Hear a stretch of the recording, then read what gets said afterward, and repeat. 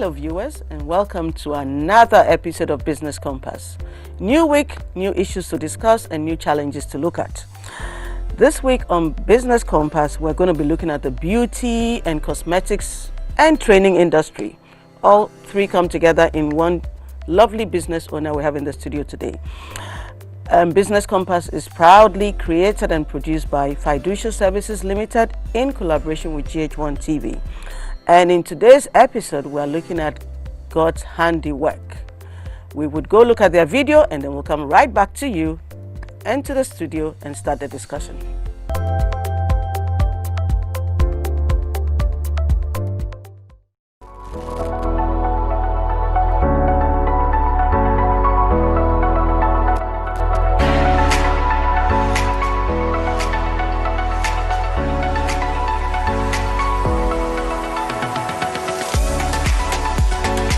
My name is I am the CEO of GOD'S HANDIWORK. GOD'S HANDIWORK started, I'll say unofficially 6 years ago. It actually stemmed out from a personal problem I was encountering. And then I used to have bad acne, and then I tried all sorts of products on the market. The products we specialize in formulating here and training our products are bar soaps. We have the washing bar soaps, we have the bathing bar soaps, different types.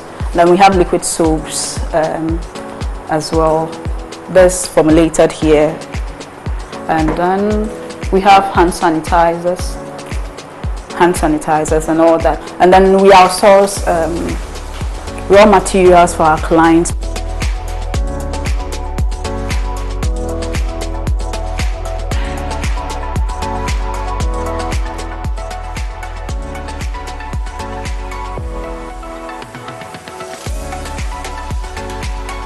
The issue with me having problem with the copyright and theft is that it took me about 8 years to formulate one product.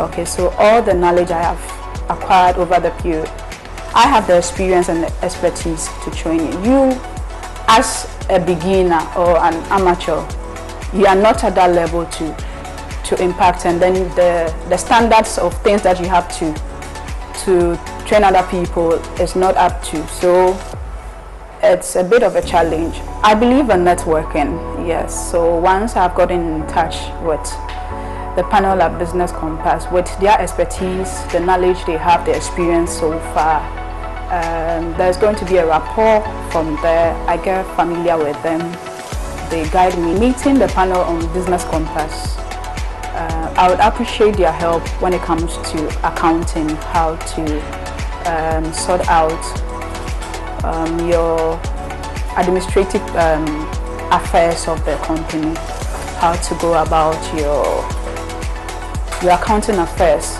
Yes.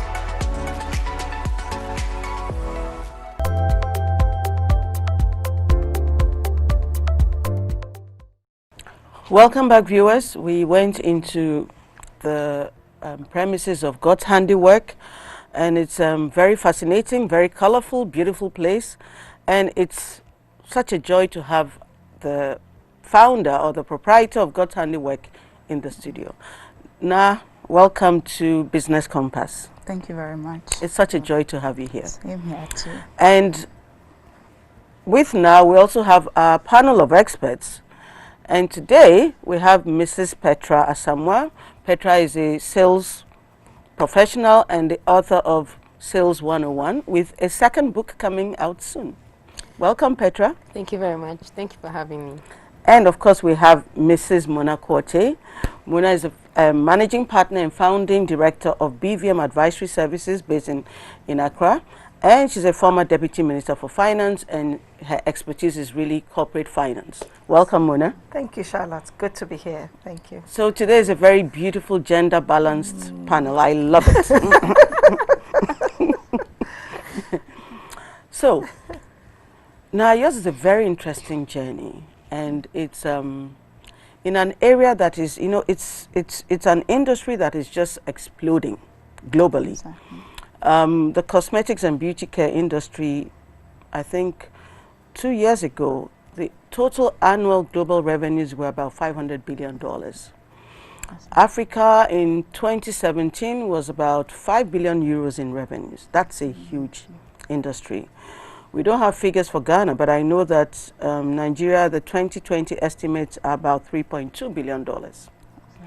And I don't think, I know South Africa would probably be ahead of Nigeria. Kenya and Ghana would be very close to that. So it has such a strong growth potential, and I've been very fascinated that in Ghana in the past 5 years or so, we've seen so many, we had the pioneers, the FC beauty services and all that. We've had Black Secret, we've had Paba Cosmetics, but now I'm seeing so many young entrepreneurs coming up and producing a lot of soaps and cosmetics, shampoos and with local basis, shea butter, cocoa butter. So I'm terribly interested in this industry, and I'm very proud that we have young ladies like you who are venturing into this.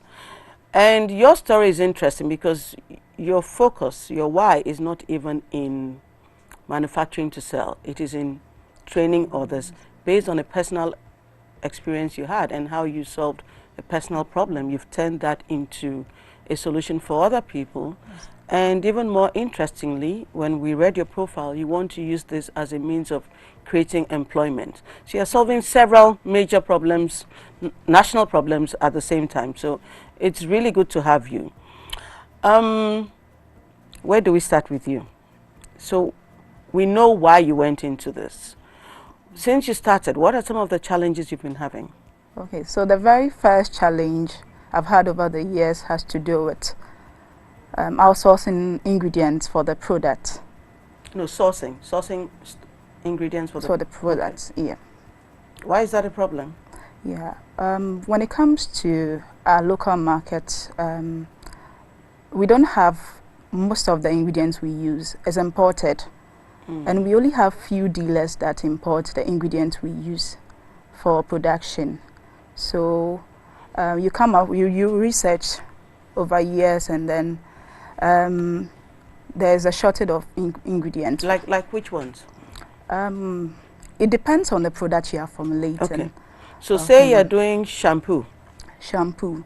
Okay, we have different types of solvents we use for shampoos. We have different types of essential oils we use. Okay. There are some available here, and then we don't have some. So it limits you in terms of producing for a client who says, I have this challenge, I want this. But then you research, do leverage on people who have clients who have issues, but yet you don't have the ingredient at hand. So you have all the knowledge on paper, but now to execute it, to produce it into a customized product, there's a challenge. But I always thought that a lot of the products that we are seeing that are produced by Ghanaian manufacturers are using mostly local materials. That's what I thought. So for instance, when I see like liquid black soap or shea oil or cocoa butter, isn't that, what's the situation? Okay. Or you get, those are like the base products, you can get those, but the additives are what you can find here. Exactly. When it comes to products, we have synthesized products, and then we have organics. Okay. So some of the products comes with both organic, and then you have to use the synthesized ingredients for it. You mean like additives? Additives, color, the things that make it foam? Exactly. Okay. But so when it comes to the organics, you can have some, I'll say 90% here. When it comes to black soap, we have the ingredients fully for the black soap. We have everything for the base. But then when it comes to additives, somebody will say, I want a treatment for acne. Okay. I want... so you need to add, say, like tea tree oil or something, and then you don't have that? Exactly. Okay, I get you. Okay. So we have to depend on this importers too. So and you said there are few importers. Okay. Yes. What other challenges do you have in the industry? Okay, the other challenge has to do with packaging. Okay. Yeah. Okay, packaging. So, packaging. We have limited producers of the bottles in which we put. Can you show us with what you have? Okay. So something like this is quite presentable. where you can have it on the shelves. Is that your brand? Oh. Yes, please. Oh, Yes. oh, okay. Thank you very much. But I didn't have this here. I didn't buy it. I imported it. Okay. So if you need something like that, it's quite a challenge to have it, to have such packaging containers here. Most of them are, it's just 1 or 2, 3 types that everybody is going out there differentiation is difficult. Exactly. And then same bottle, someone is probably using it for so many shampoo, and you're using for hand sanitizer lotion, or so lotion, you can't yeah. stand out Okay. when it comes to. Okay. Mm. You Yeah. also mentioned in the little documentary we had on you that you had challenges with keeping your books. Yes. Why is that? What's going on there? Okay. When it comes to this business, I happen to. You just started it, a passion. Yes, exactly. So when it comes to accounting, bookkeeping, I didn't do business or accounting in SS nor tertiary. So I happen to jot some of the incomes that comes in. Yeah, we've seen your turnover, which is quite strong. Very good. Yes, there's Yeah. growth, So.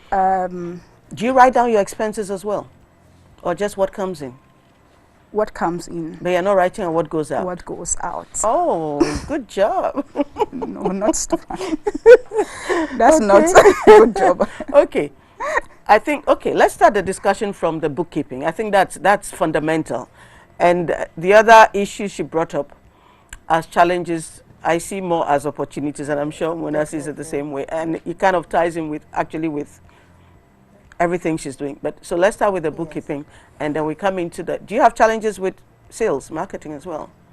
Yes, a bit I do. Yes, okay. So we'll start with the finance, the bookkeeping, then we go into your sales and your marketing, and then we'll come and look at your overall strategy and how we can tie it all together.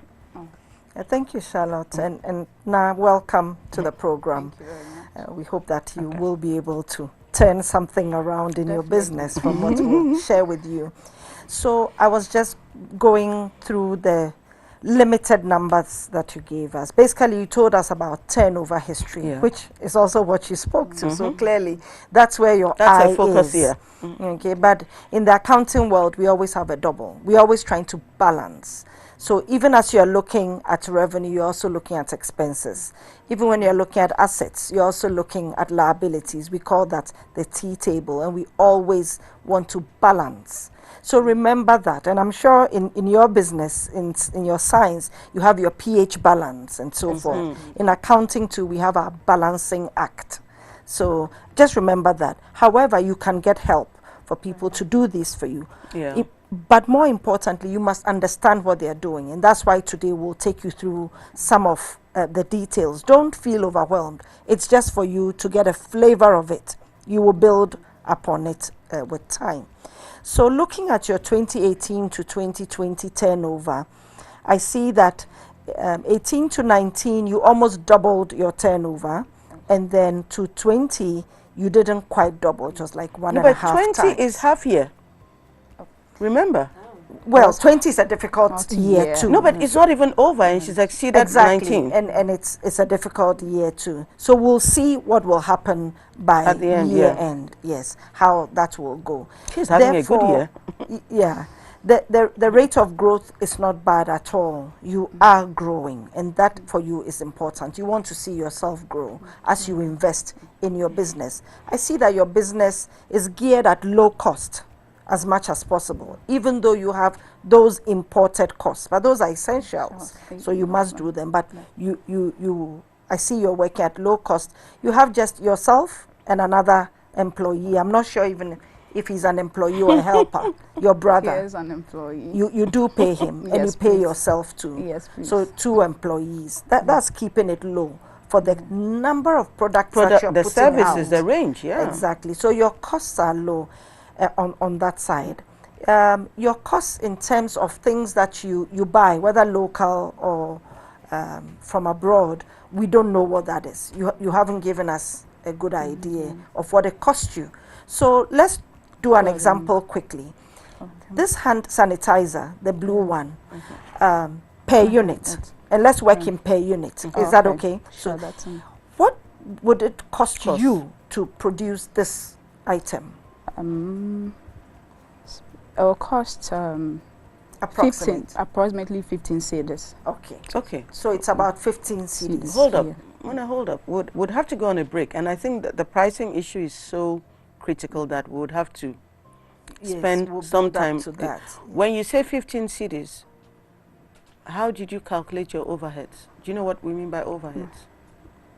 Cost of your premises, transportation to get all your additives, salaries that you're paying to yourself and to your brother, your utility costs, or you're only calculating as in I bought materials worth 500 cities and I produced so many bottles and per unit is this. Okay. So Charlotte, we will discuss with her the different Yeah, costs we have to go into before how we she get got into into the all-in 15 cities because sustaining costs. it's We'll go really through critical to also direct. helping you do your books. So viewers, let's take a quick break. And when we come back, we'd really look into the issue of cost of production. Because for a lot of small businesses, it's a major issue. It's a genuine problem. And until you can figure out what your costs of production are, it is very difficult to even know whether the business is profitable. You and end up mispricing. Mispricing, because you need to make sure that you're capturing all your costs. So we'll take a quick break, and when we come back, we'll focus on the pricing and how we can help you do your books better with that knowledge. So we'll be back very soon.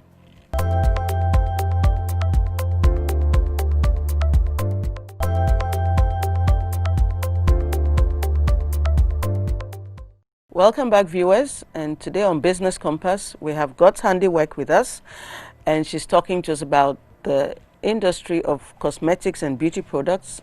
She trains people on how to make these, and she also makes some herself. So we're looking at challenges that are related to pricing.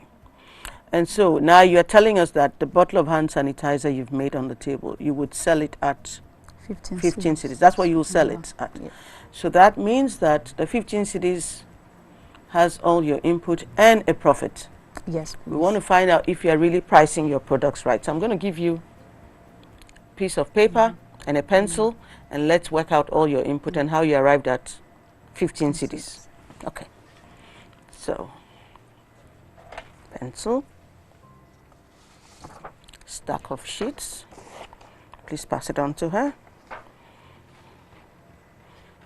Okay. So talk us through the inputs as you write them down. First, we have ingredients A. A. Okay. We have ingredient A, which is 2 Ghana cedis. Okay. Ingredients B, C, D. In total, making 9 cedis. 9 cities. Okay. Yeah.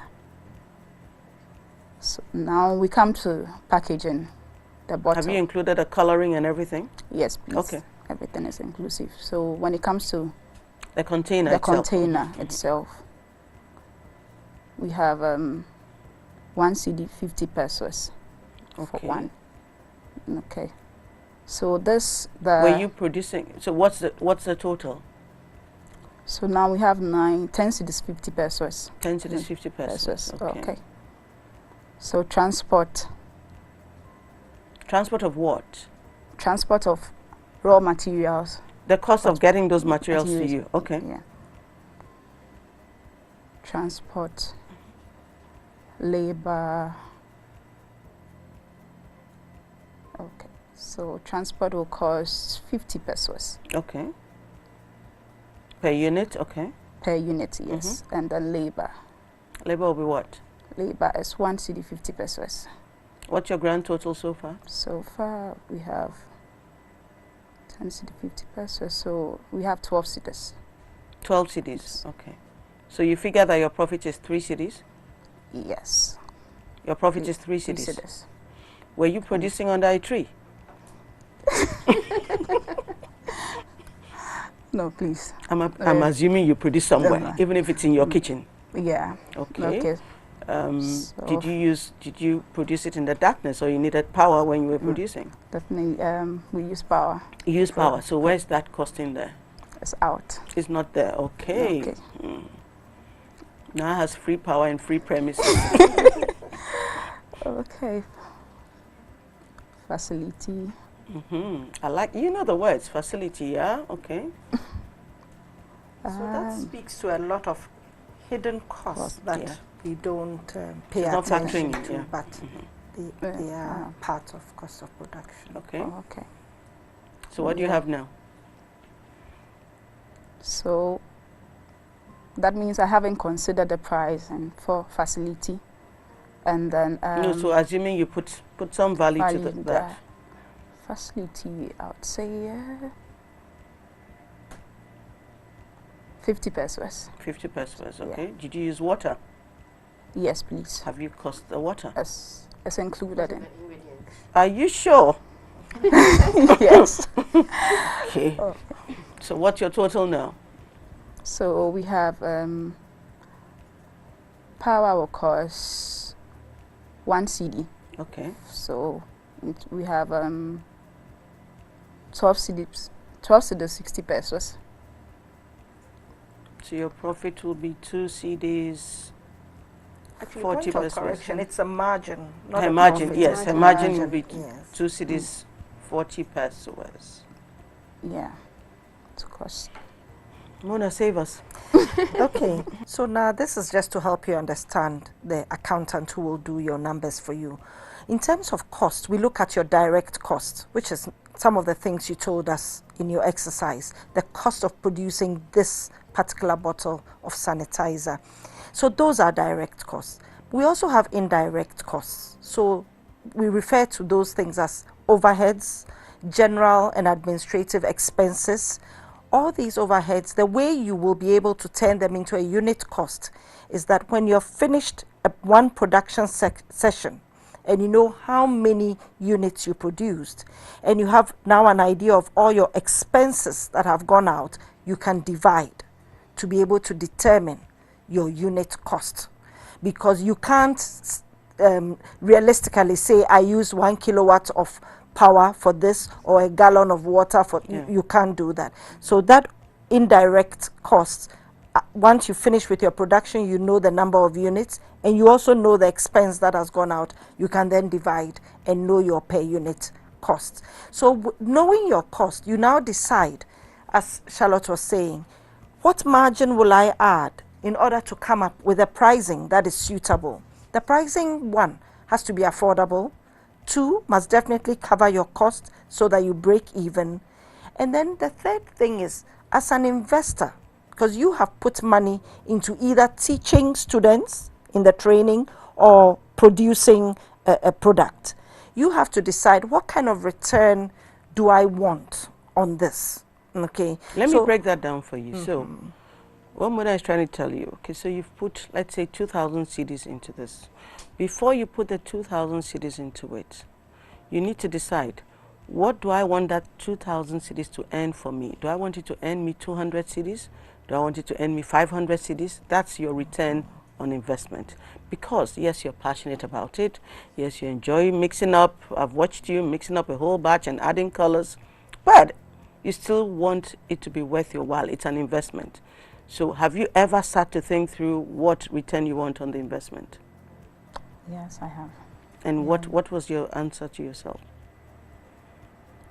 For return has to do with 1, it has to do with my client benefiting from it. That's first. And then secondly, 25%. 25%. Yeah. So if you take 1,000 CDs and you are going to mix a batch of hand sanitizer, no, let me leave the mixing, because your core work is actually training others. Training. So if you take 1,000 CDs and you put it into training, how do you make sure that you get 250 CDs out of it? Okay. How does that work out for you? Well, first it depends on what the client is requesting to. So I look at the so ingredients. now I've come, I want to learn how to make Training. shampoo and body lotion. Okay. So first I factor in the intellectual property that I invested into the product. That's your knowledge? Yes. Okay. So that's 1.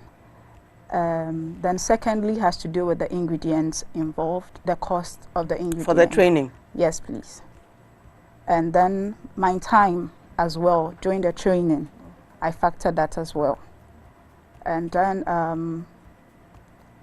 the next thing I do has to do with after consultancy, after training consultancy. You factor all that into your Yes, costing? because after you train a client, it doesn't end there. Because the person is an amateur, the person keeps coming. You have to guide the person until the person also gets to the level that he or she wants to. So I factor all those into it. Okay. Let me just ask, do you have any competitors in this training of soap and beauty product business? Yes, I would say I have few ones out there. Few. Okay. Yes. And you know about them, you know what they are charging for the same service? What they are charging and all Okay. that. Is your pricing in any way comparative to what they are charging? Or is your pricing just a function of what you put into the training? It's a function of what I put into the training. Okay. But you need to map your competitors, Okay. shouldn't you? Yes. So I was going to ask that as you put together the pricing, all of the things that contribute to how you price, one of the things you have to consider is your competition, because customers always have options. They can come to God's Handiwork, they can go to Charlotte's soap making business, they can come to Petra's. They always have options, including the option not to do the training at all. So you have to be conscious that there are options out there. And then another thing you also have to put into perspective is how do you want to position this business or this product of training? Because pricing is a strategy, and it tells on how your customer will perceive your business. The value they are getting. The value they are getting, yes. So you can decide that, okay, I want to price my business as a Rolex, how expensive a Rolex watch is, or a Rolls Royce, or I want to be a Tico.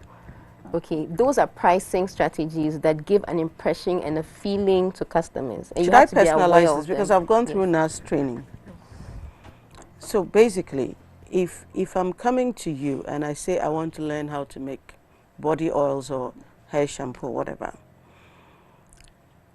what Petra is saying is that the pricing, it's a factor of the overall presentation. The experience is part of the experience. Yes. So take your regular schools. If you drive into Ashesi University, there's a sense that you get.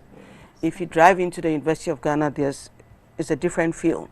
If you drive into KNUST or Wisconsin University, it's a different feel. And all their pricing is different. They are all selling the same thing. They're selling knowledge. So when I come to God's Handiwork, what do I feel? Absolutely. So if you tell me you're going to charge me 5,000 CDs for a week of training, it's not, what you're selling is not just the knowledge that you think you're imparting. It is the effect that I feel when I leave there. Did I feel like I went to Harvard? There are other schools that offer the same courses as Harvard, but they are not pricing the same as Harvard. So if I know that, for instance, when I come to God's Handiwork, I'm going to, when I finish training, and I'm happy you mentioned after sales consultancy, I'm going to join an alumni of people who trained at God's Handiwork. And so if I'm having challenges sourcing materials, I can fall on that network to say that, where can I get? That is part of the pricing. But if you're going to just train me and toss me out and put me on the streets and I'm on my own, then I don't want to be paying premium. So you have to position your brand. Basically, that's what you're saying. Yes. Yes, and you have to be aware of these things, because that's how you communicate to your potential customers. If you're not empowered with this knowledge of, I'm giving you all of this benefits, not just calling it after sales consultancy, but the experience, the network. You mentioned in the video, you appreciate the network and the fact that you can come together with people. So all of those things are part of what you should price. So it gives you the confidence. If you want to charge an arm and a leg, it will give you the confidence to actually charge that way, because you know the value of what you're giving to them. But then the expectation of what you're offering must match the experience.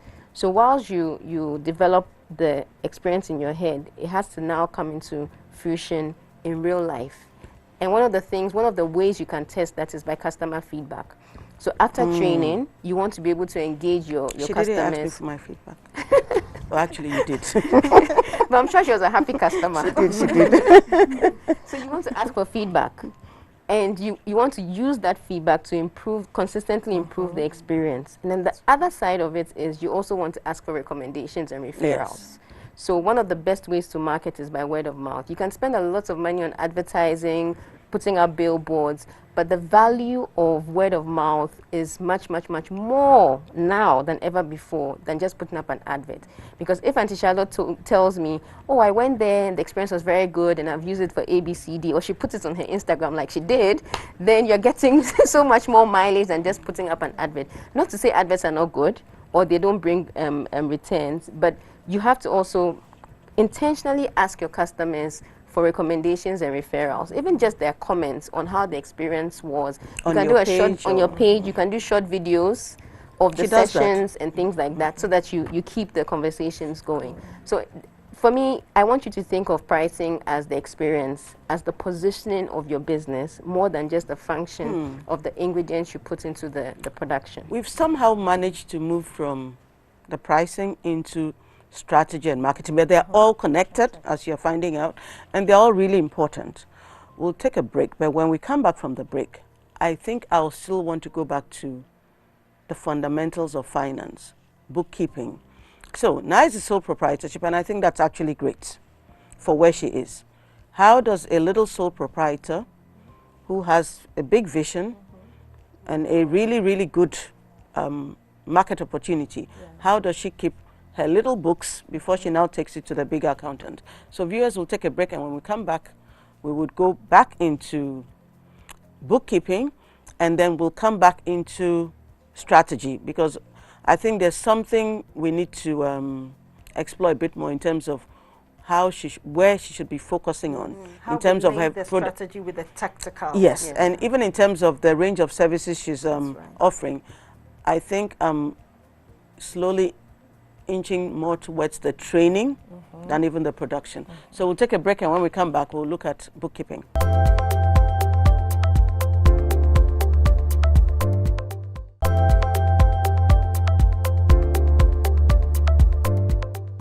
Welcome back, viewers. We're still talking to the founder of God's Handiwork, and she's got a really nice business going on here, training people, producing cosmetics, and also sourcing materials for those who produce cosmetics.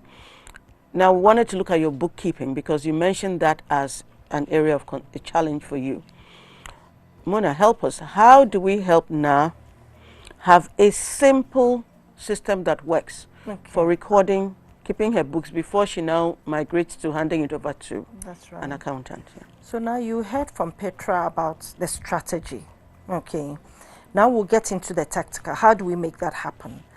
Just tying it into your vision so that we don't lose sight of that. You did state that your vision was to raise entrepreneurs who would specialize in 1, 2, or 3 products that would benefit not only the Ghanaian market, but Africa and the world at large. So a big market that you're sending out these people into. So training is your core business, so that we can really identify. Training is your core business, and then producing some of the products as the secondary thing. And also getting equipment and getting raw materials for these entrepreneurs that you have produced to also use. So you have a nice stream of income coming from all the other areas. When Charlotte talked about competition, you be careful not to compete with your students. So at any point in time during the after training consulting, you know where they are located, where they are working. You know, even with banks, the regulator makes sure that banks are not like next door to each other and doing the same thing. There's always, exactly, pharmaceuticals, there's always a distance. So that sort of, so you can play the role of regulator there. Now to talk about your books, yes, you can price with a premium as Petra has spoken about, but let's talk about just your numbers there. To date, you have looked at what has come in, but you haven't looked at what's gone out.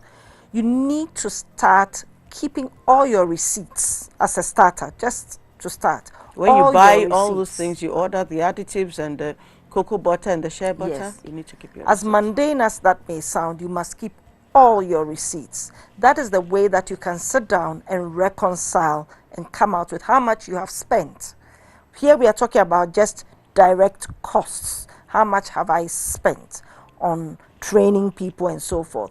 Then you also keep on a monthly basis the bills that you get and what you pay. So what you pay for utilities, what you pay for rent, all those overheads, transport costs, they may come in daily too, but at the end of the month you look at how much it has cost you to run around, how much it has cost you to bring in products for the training classes and so forth. And then yourself, you now, who is a teacher, I'm assuming you are predominantly the teacher. Yes, so what has it cost you to be there and so forth? You buy lunch while you're training. Your time and all those things. So once you know your expenses, your bottom line expenses, both direct and indirect, then you know that, okay, this is what it cost me. When we start talking about pricing, you can look at a reasonable margin. You can look at you being a premium service provider in terms of training, you differentiating yourself from other schools. What is it that will make you different from the other schools, as Petra has spoken about? Why will we come to you? Is it your patience? Is it your ability to communicate well to students? So that comes to you and what you offer. But also, is it the building? Is it a comfortable place to be in? Is it air conditioned as against maybe just fans? Do you have the correct test tubes and equipment and all those things? The one that you used to measure the pH level. Yes. Oh, the pipettes. The pipettes. Yes. So that you have all those things. Students don't come and they say, oh, sorry, I don't have this. Sorry, I don't have that. But that everything is available. You being able to stock and make things available, it's at a cost. So you look at all those costs. So overheads, the cost of you keeping up a certain premium look so that you can charge more, if that is what you're interested in. And you have to document that and keep all the receipts. And on a weekly basis, you sit and you write down everything you spent. Exactly. Or you'll forget. And everything you received. So over and above your costs, you also want to look at your risks. Okay, so you told us earlier some of your stuff is imported, so you look at exchange rate risk. You also mentioned that students would come to your premise, so you want to look at what happens, what kind of injury could occur whilst they are at your premise. Do you need to buy insurance to cover that injury or not? Perhaps it is something you can even handle immediately, therefore you don't need it. But you need to consider all of that. You also need to consider some students who may come one day and not come back and request a refund. So you must have some policy that covers you having to give back money to students. So there are many other little things that as the training business grows, you will start realizing the nuances and what comes in and what actually goes out. Okay. Once you know that, you are comfortable to start looking at the premiums above. Okay, thank you, Mona. Now, I wanted us to look at your strategy. So now you're doing training, you source materials for people, and then you are also producing. And it's just you, really. Honestly, in terms of strategy, I would have preferred if you focused on the training and the sourcing, because from what you've told us, that ties in with your original vision in the first place, ties in with where you want to go to. And also you mentioned that there were challenges in the industry with sourcing materials and very few importers. And because you are training people who are going out to manufacture, you have a relationship with them. That's a major strength. Capitalize on that strength and exploit the opportunity that it creates for you. So you are in between training people who become producers, who need materials, and you're the most likely person they can come to if they know that you are bringing in those materials. Now, the time and the energy you spend producing, I think if you deploy that into these two areas, it makes more sense for you and creates a stronger niche for you than the situation where the people you are training feel that they are actually going to come and be in competition with you. And that's a very crowded area. Yes, it's a crowded space. Strengthening your base, yes, of being a trainer, yes, and an after training consultant. And in terms of strategy, I was also thinking you've set up a manufacturing facility which you are using for training. Okay. When people come for training, you have all the mixers and everything there. So now, if you're training them to reduce, or to, not to reduce, to make better use of your existing overheads, you could actually be producing for the people that you've trained at a cost, which keeps your equipment in use when you are not training. Oh, okay. So Charlotte now uses the same equipment for training as for her production, or does she have a production line running somewhere else in the training school? Or is the same place? Is it one and the same? It's the same facility, but it's divided into two. Exactly. Same facility. So the overheads are already there. Yes. So rather than producing, you could be producing for others, and you charge them for the use of your space and your facilities, which still ties into your sourcing and your training, and creates an even stronger business for you than this Chinese wall you've created there in this division. I don't know, Petra, what do you think from a marketing angle? Definitely, from a marketing angle, it makes a lot of sense for you to utilize the already installed capacity to make more money. And then I see that from the beginning of how you started the business, the idea was always to help people. To empower. To empower other people. So I think you should really keep that, because one of the things that makes products or services very successful is that connection to people's needs. If you don't consistently make that connection, you lose the essence of the business. So every time you've spoken about your business, you've always said, out of a personal problem, I solved the problem, I want to help other people do that. I think you shouldn't forget that and keep that in view. In the same way as you're developing the business into the future, for what Charlotte said about utilizing your existing capacity, that's a good way to make money without putting in too much, because you already have the installed capacity, the machines and everything are there. Plus, you can also position yourself as a one-stop shop for everything.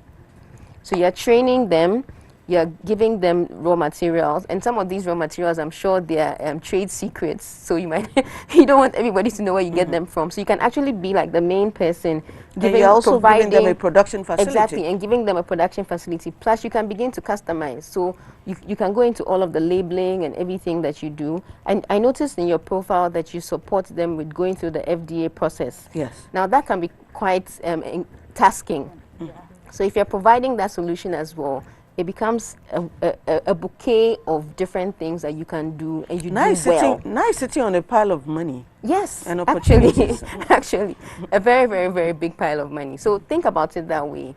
And Charlotte said something about you not positioning yourself as a competitor to your students. Who are your clients? Who are your clients? I think that's very key, that you do a separation.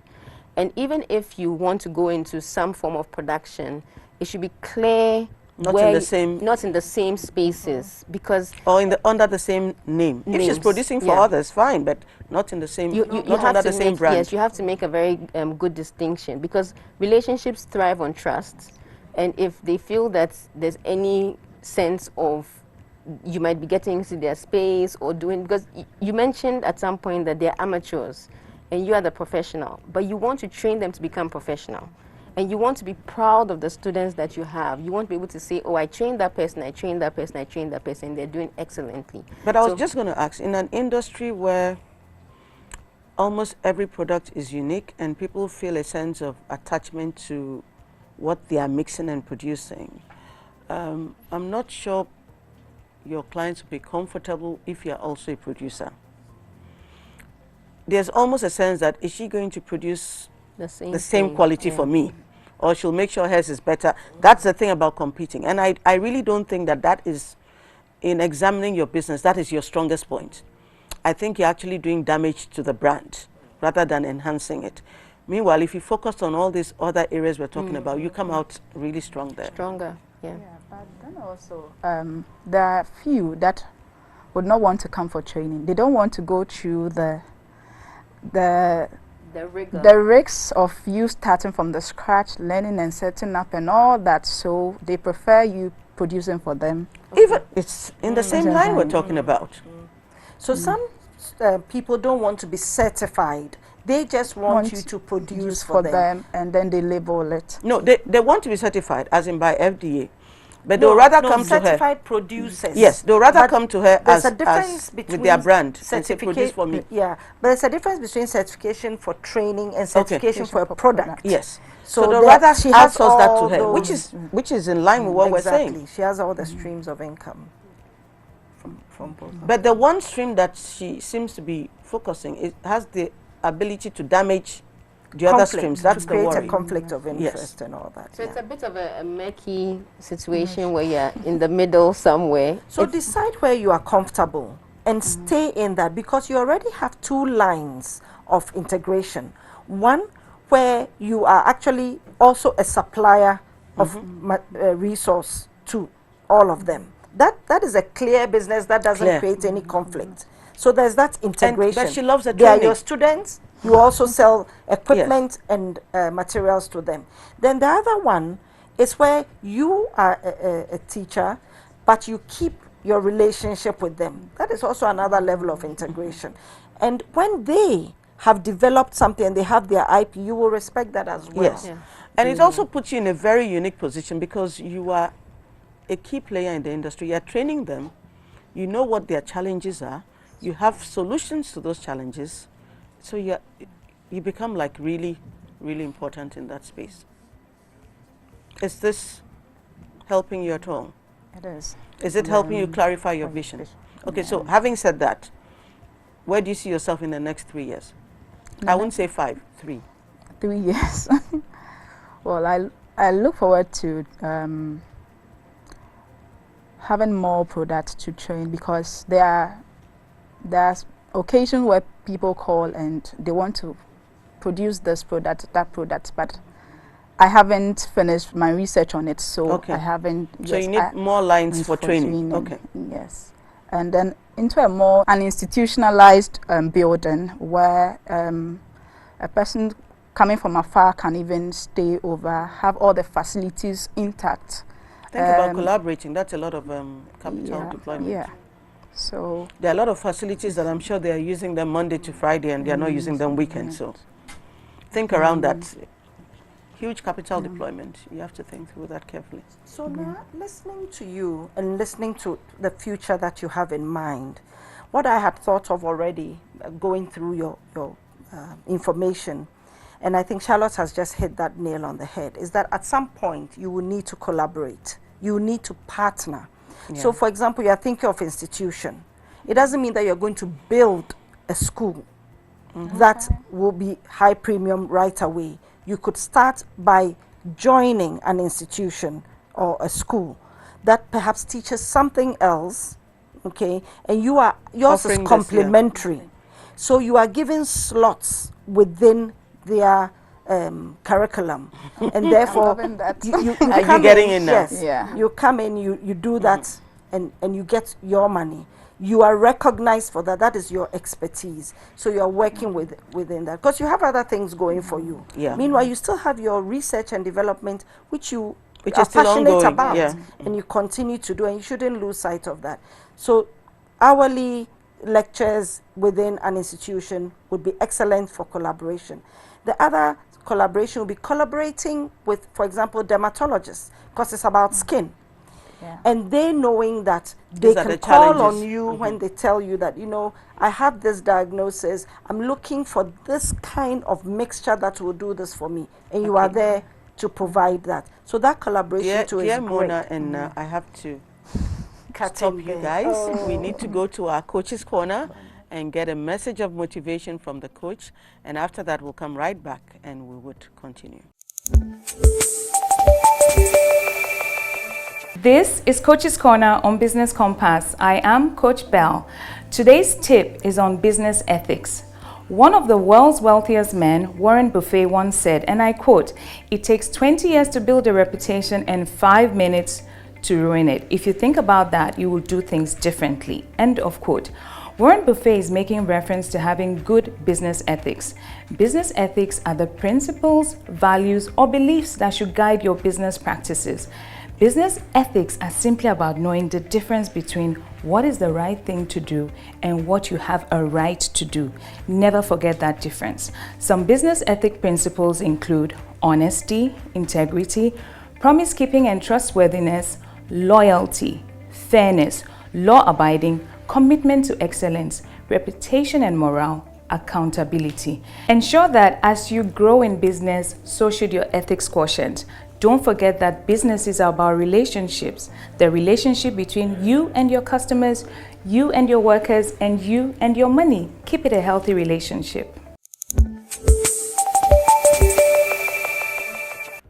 Thank you, Coach Bell, for your very motivating message. We feel inspired. And we're back to now. Now, we've talked a lot, from pricing to how you manage, document your expenses and your revenue. We've also looked at your strategy, your market segmentation, and how you position your brand within the market. There's so much more about your industry. I almost wish we had 2 hours to go into this, but unfortunately we only have 1 hour on Business Compass. I'll say this though, there are so many opportunities, and I can see why you are looking at all of them, but you are a sole proprietor, and it's good. Stay that way. Stabilize and grow slowly. So like we said, take a strategic decision on the areas you want to focus. And for the other big things you have to do, consider partnerships, collaboration, build stronger networks within the industry, because you're in a very unique place in that industry. And there's so much you can do in that unique position you're in.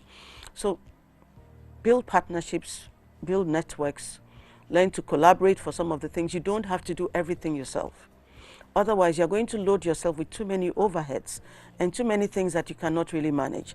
And remember that there are certain levels you're going to get to in growth that you would possibly have to bring in investors, whether other shareholders or bankers. And at that point, you may have to look at incorporation, but we'll bring you back. When you get to that point, give me a call.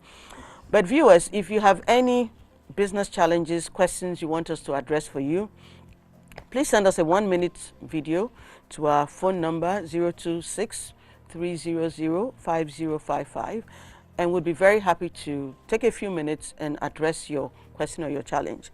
For now, before we do a 1-minute wrap-up from our panel of experts, I think we should give Na a special purpose vehicle. Na's issue is not with her customers. Strategy, there's a bit of strategy there, but I think the why. Yeah. Na sees the opportunities in the market and she keeps forgetting her why. Now, you need to remember why you started this. To solve a personal problem, to empower others. So remember that why, and it will keep you focused in terms of your strategy, making sure that you stay focused and you stay on track. So always remember your why. Thank you very much. It will help you. Yes. Petra, Well, last words. very exciting business. I would just suggest that you begin to look at the future of where your industry is going. Yeah. So if you're paying attention to what's going on globally, there's a lot of conversation around using organic ingredients, using sustainable packaging. So begin to think about that. Also because it puts you at a place where you can begin to collaborate with international organizations and customers. even influence the local industry better. Exactly. So begin to think about where's the industry going? What do I need to do to position myself as a world-class business, even from where you are? Because it's not too far away. You can actually be a world-class business in Ghana. Yeah. So just, I would say you put your mind to that. And as you continue to grow the business, continue to think about the why, because that for me is the key thing. How you started, why you started. So on those days where it becomes difficult, you always go back and draw strength from why you started. So think global, act local. Local, yes. Okay. Mona. Thank you, Charlotte. So now for me, it's the 3 collaborative parts. We've already talked about collaborating with educational institutions, with clinics, dermatologists, and then the third one is financial institutions. You do need capital to be able to grow your school, so do that. So those are the 3 legs for collaboration and being able to grow, in addition to everything that has been said to you today. So here, I would just say stay true to your vision, stay true to your goal, and answer why in that way. So viewers, this has been Business Compass this week, and we had a very interesting episode with the founder of God's Handiwork, Mrs. Felicia Na Ajele Owusu-Sarkodie. And we also had our phenomenal panelists, Mona and Petra. Thank you so much. Thank you to Fiducia Services Limited, creators of this show. Thank you to Coach Bell. Thank you to GHOne, our technical partners. And thank you, viewers, for joining us this week. We leave you with some tips. Please practice them. If you have any challenges, send us a message and we would respond. My name is Charlotte Osei, and it's been my pleasure hosting you on Business Compass. We are the GPS for your business. Goodbye.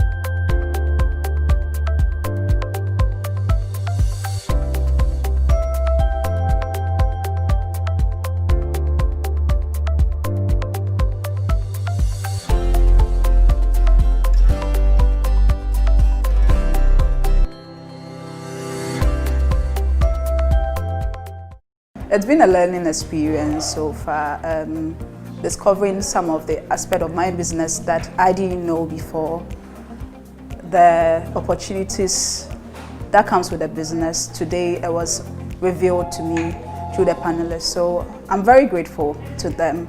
And also I felt so much at home. I thought it was going to be more of an interview, but I felt at home. I thought they were here to help me. Yeah. First has to do with sticking to the vision why I started this business.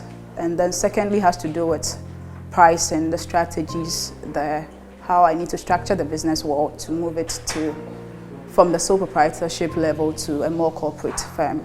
And then how I can partner with other institutions to grow the business as well.